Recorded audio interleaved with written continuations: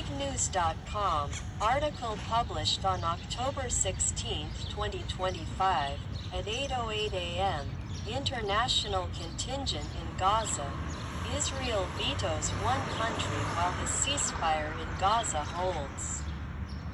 Intensive negotiations are underway behind the scenes to prepare for the next phase of Trump's plan, the creation of a regional security force that will enter Gaza after the IDF evacuates. This is one of the most problematic and complex components of the overall plan to rebuild the enclave. The goal of creating such a force is to prevent Hamas from returning to power, ensure local security, and pave the way for the establishment of a new Palestinian Authority, which will be formed after a transitional period under international supervision. According to the initiative developed by the White House, a multinational Arab contingent will be created, operating in coordination with the United States, but without the participation of American soldiers. Washington will provide strategic direction, logistical support, and technological assistance, but will refrain from deploying its soldiers on the ground.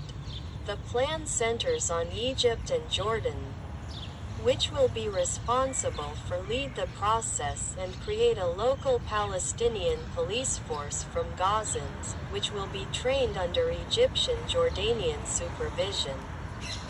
During the latest discussions, one of the key contentious issues has arisen: which countries will be part of this force?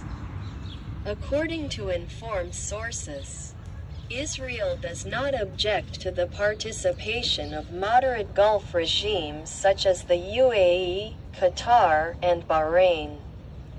From Israel's perspective, the very presence of these countries in Gaza could lend legitimacy to the process and ensure future economic investment in Gaza's reconstruction.